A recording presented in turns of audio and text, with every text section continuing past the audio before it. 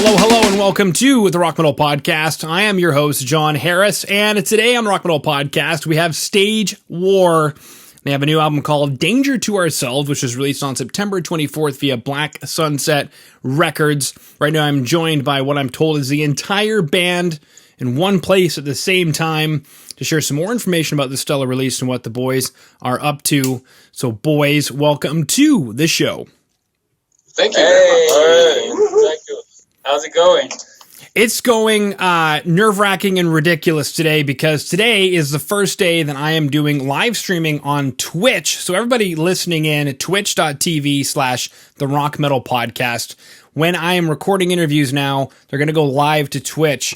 Now, everybody else who's watching on, say, YouTube, Spotify, Apple Podcasts, the like, it is an edited version that is released at a later date. So today is the first day where I'm schizophrenic, boys. I've got my brain split all over the place trying to figure out this streaming thing, as well as still conducting high-quality interviews with bands such as yourselves. How are you today? How is life where you are? Well, exciting. Yeah. Same shit, different day. No, it's all good. What time is it in Canada now? Where I am at in Canada, it's currently 1:30 in the afternoon. All right. Yeah. So you must be, let me check, you must be somewhere in the middle, right around Manitoba or Saskatchewan, something like that? A little bit further west. I'm in Alberta. All right. Yeah. Not bad. Yeah. And nice for thinking of us. How did you stumble upon the band? That's a very good question. So for all the bands out there who are listening in and you're wondering, how do I get exposure? Will you hire a public relations agency, or you get on a label and the label will be your public relations agency to get you spread around the world? And that's exactly what these boys did. So the boys are signed to Black Sunset MDD Records, and either they hired Katja from Against PR or Black Sunset hired Katja from Against PR. I'm on a newsletter list of said PR agency, and Katja sent me the stuff. She sent me an EPK, an electronic press kit, and I took a look at it, and I said, I like these boys, I like their music, I want to have them on the show to interview them, and we coordinated the whole thing. Oh, nice. Mm-hmm. Nice that you picked us. Thank you very much. You're quite welcome. And where exactly in the world are you boys again? Straight in the middle of Germany, in Frankfurt, or around Frankfurt, like half an hour away. Ah, das ist sehr geil, ja. Gut. Gut. Ja, sehr gut. Ach, scheiße schön. Sweet. So, Prost. Speaking of scheiße, let's talk about Box of Dirt. Let's talk about this song. Just kidding. Danger to Ourselves as an album. Let's talk about the whole album. What did you guys aim to create with this album? What did you guys, I don't know, is there a concept? Is there a theme?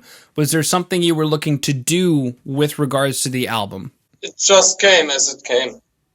We like the riffs, we like to jam with each other, and then it comes to this. Yeah, well, the name of the album basically refers to the dangers you face when you're in a metal band. Like the past we had was adventurous, and the dangers are obviously, partying a lot and, the normal stuff you do when you're in a metal band. So that's like what the title is about. Yeah, sitting in a bus, in a rusty VW bus, and going all around Europe, driving by ourselves all of the time, basically. Basically, Kimon, the guitar player, it's like 50% his personal car and 50% band bus. So he's the one who knows how to drive this whole thing. So he's taking us everywhere, like driving 12, 14 hours sometimes from show to show. And that has its own dangers. So basically the name came up that way, but the album's not really a concept album. We don't sit down and say, well, let's think about what we're writing next. We start jamming, we're writing the music. Sometimes ideas for lyrics come up first, and in the end we put it together as it goes. Sometimes it took a couple of days for a song. Sometimes there are ideas on this album that are years old that never clicked. And then there was this moment when they clicked, and we knew this is the next song, and then we wrote that. Okay, very. You mentioned something unique, driving from city to city to play shows. Is that something that is picking back up in Germany? Oh, you mean because of COVID? No, not yet. Not yet. Okay. We're trying to, though, because, as Germany is, we're better off than a lot of other countries, but it's still, very much no live shows. I mean, it was the first stuff that was canceled, was the live shows and the events with a lot of people there. So they're the last thing that will be opened up again or allowed. We try, and we will have on Saturday, we will play the album release party. And there's a lot of restrictions to how we can pull this off. Mm-hmm. It took us weeks just to organize that so that we can play a show for this release. Right. This makes touring almost impossible because every place, every city has different rules about the restrictions here. So, if you plan like a tour through Germany alone, you have 5 different types of, restrictions that you have to follow. So, like the label or organizers have major problems doing tours at the moment. Okay, makes sense. I'm curious, what sort of things do you need to have in place at your release show? Like, is it socially distanced, sitting in chairs, wearing masks, the most unmetal thing in the world?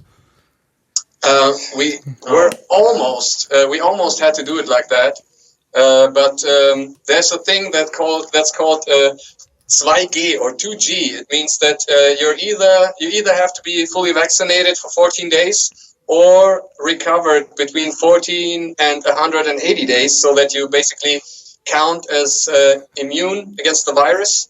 So only people that hit this criteria can come to the show. So that and of course the venue is not even half full.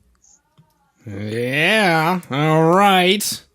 Very cool. And the reason I ask is because around the world, you mentioned each city is different. Around the world, everything's different, and for the most part, I've heard how weird it is because in a lot of locales, people have to sit down. They have to, there's no mosh pit. How do you guarantee your song's killer if there's no mosh pit? Well, with our venue now on Saturday, it will be able to just be normal. It will be like a normal concert because everyone had the vaccination or has, immunity against the virus, if you can say that, which is like, it's kind of a moral dilemma because we know people who are not vaccinated and we don't want to be dicks, say, you can't come to the show or anything, but it's just the only way to provide kind of a decent metal show for the audience, I want to be a dick. I want to tell them that they can't come in. Because you know what? Dicks fuck assholes. That's why. Okay. Let's talk about this music video for Run, which is super creative because you guys have this. I guess just take us through it. So everybody who's listening in right now, if you go to YouTube and you type in STAGEWAR and Run, you can see the music video that we're talking about right now. And for those who are tuning in on YouTube, Spotify, Apple Podcasts, if you go into the show notes down below, we have stagewar.com where you can keep up with everything that the band is doing. Plus, we also have a couple music videos, Run, R.U.N., and Box of Dirt. And right now I'm taking a look at R.U.N. or Run, and I see this creature guy thing who's come and get a tattoo and come and check out your show. But take us through this music video. Who is this guy? How did you guys come up with this? He's my friend from the kindergarten, and I saw his social media photos, and he's a Muppet player, professional. And then one day I had the idea to do a music video because I had no other idea, and it was a nice idea, I think. And we will do it again, perhaps. It was DIY. He built the puppet himself. It's all built. Yeah, the puppet is called Stumpfi, which is like a German name for being very simple. And and basically the storyline is that he owns the venue where we are playing. And if you look at the little details in the music video, you see that he steals money from the venue, and he's, flirting with the girls and all this and all that, and he's taking, his substances, which are actually German candy. Everything is like a candy. And then he has a look at one of his catalogs on the toilet while performing, adult content, leisure things. Which the catalog is actually a very popular German, cuddly toy company. They make teddy bears, and it's so it's a bit of a German insider part of it. But yeah, you get the idea, I think. Mm-hmm. Yeah, I'm also stumpf. I'm looking up the word right now because it doesn't sound like a very nice word. Yeah. Stumpf just means dull. Like a knife can be stumpf, it can be dull. Yeah. So that's He's dull in his mind. Yeah, that's what the internet says. The internet says it means dull. Yeah. So if you're to call somebody stumpf, that's not a compliment. No, not at all. Not really. Beautiful. Yeah, but that's how he's called. Yeah, and all the candy. Of course, we could have gotten in trouble with the brand names. So we had a friend, make all new candy wraps that are not basically based on the name of the candy, but we changed it up a little bit so that it has some sort of metal or rock and roll theme, and then we repacked all the candy. Oh yeah, this is it. It's called Ahoy Browser, but it's called STAGEWAR Browser. Yeah, there you go, and it's got white powder in it. So it's very, very cool. It's like a sour candy that's crushed up, and you can put it in water or just lick it from your finger when you're a kid. That's the candy, and we repacked it, and he's actually snorting it off the table in the video. But we won't give away all the jokes. But he never drinks alcohol in the video. He's just drinking milk. It's all play money, of course, but everybody understands what's happening. Yeah. But officially, he's just on a sugar rush. Yeah. Makes sense. Now, is this going to become the band mascot, the Stumpfy? Is you gonna take him on tour, put him on the kick drum? He's too big to be put on the kick drum. I mean, it's an actual Muppet to be played by a person who's inside, or basically 50% inside the puppet. You can't. You could put it on a bass drum, but that would look weird. But we'll see how people respond to it, and if more people like it, then maybe do another thing with it. Why not?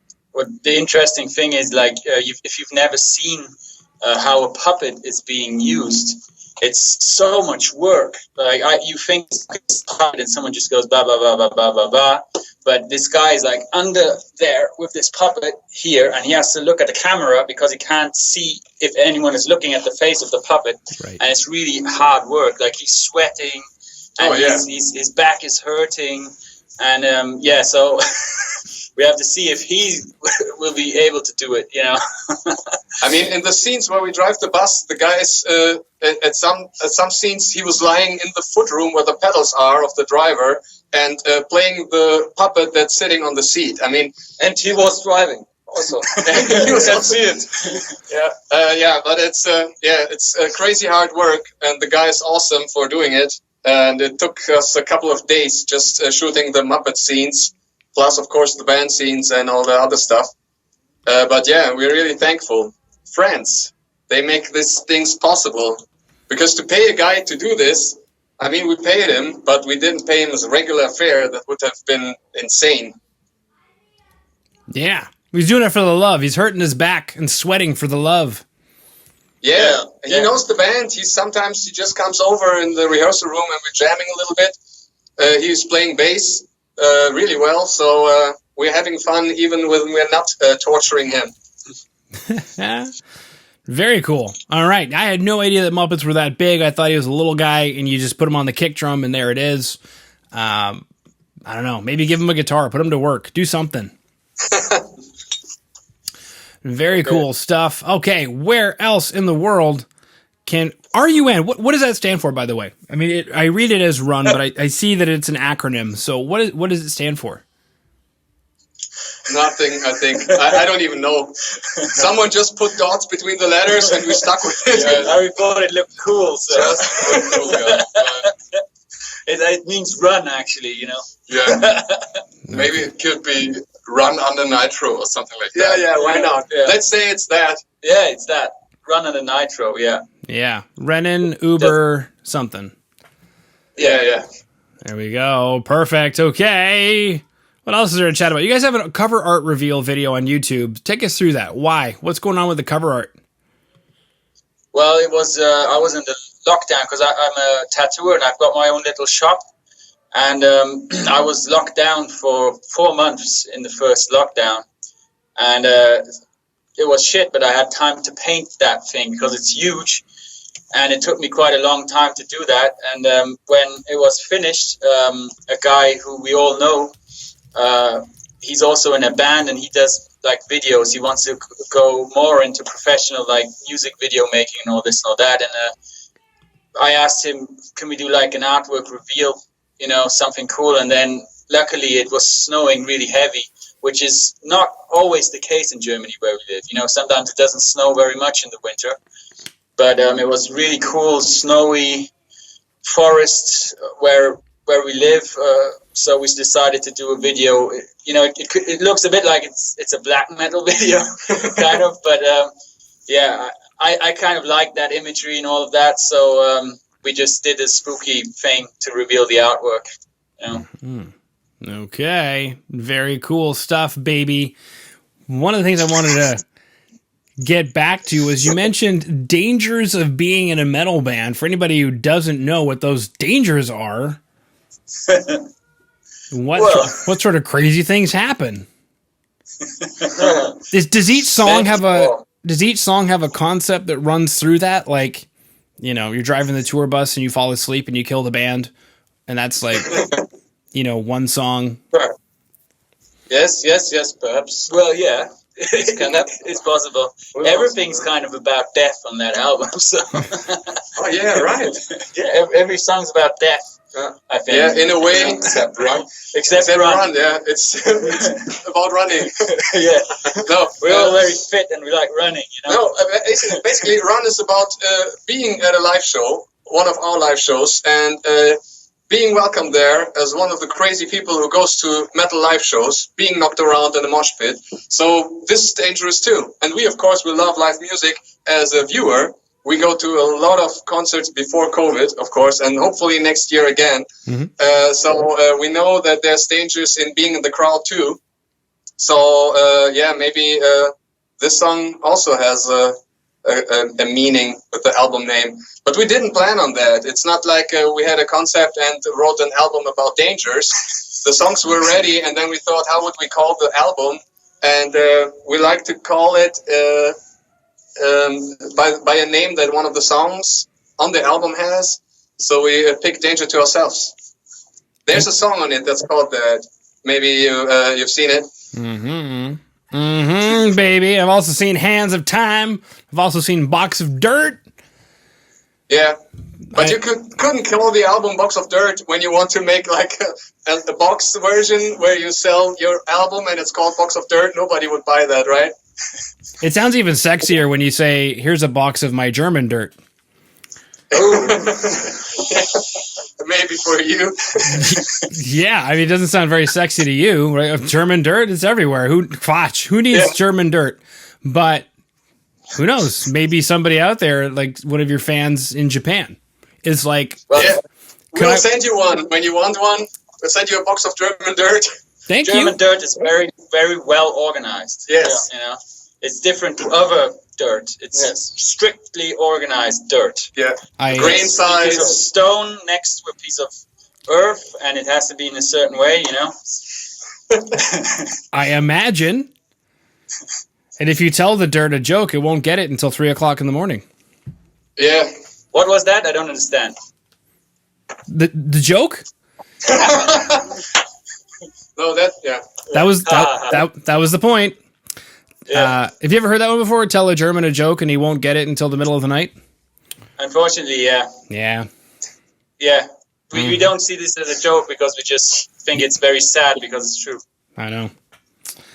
Yeah, Kvice. All right, so Stage War, being in a metal band, playing shows. We got a show coming up, that CD release show, and thankfully you guys were able to coordinate that for several weeks and were able to play reasonably well. The Muppets, because you guys hired a Muppet guy to do your music video for R.U.N. Music video is in today's show notes for everybody watching, as well as the band's website, stagewar.com, and as well as the album Danger to Ourselves, available as of September 24th via Black Sunset Records, available everywhere you consume music. Is there anything else, boys? I mean, that kind of concludes my questions. Is there anything I missed that you wanted to chat about? What's it like in Canada? How's the metal scene up where you live? Well, assuming that nothing had happened and we're still going, I would say that probably what's most popular, actually in Canada in general, is somewhere between like progressive metal and like technical death metal. That totally depends on where you're at in Canada. So it's Voivod the first albums and Voivod the last albums. Exactly. Exactly. Yeah, because we have like Archspire, for example. Who else is there? There's so many that are coming out. And then French Canada specifically has a lot of like technical death metal and progressive metal and stuff. Some good black metal bands also. Yeah. And also nice older bands that are active again, like Aggression. Mm-hmm. Yeah, they just started popping up again. Is a Canadian band, nice band. Yeah, exactly. Yeah, we're not really doing so much pop metal anymore, like Nickelback. That's not really happening anymore. I know a Nickelback fan. Mm-hmm. A big Nickelback fan. Yeah, Me? They do exist. Me? I love Nickelback. Oh yeah. All right. One of my goals is to have Chad on the show. All right. Good luck to you. Yeah. Danke. No, I really mean it. I mean, whatever gets like a 13-year-old to buy a guitar and or like pull out some crappy drums out from a basement somewhere and play on it. Whatever. If it's Nickelback, then it's Nickelback. Yeah. Just get inspired. Yeah. I thought Machine Gun Kelly was doing that. Don't make me bring up Rammstein. Oh yeah, right. Yeah, shots fired, baby. Okay. You want to make fun of Nickelback? I'll make fun of Rammstein. Anyway. Feel free to do so. Yeah.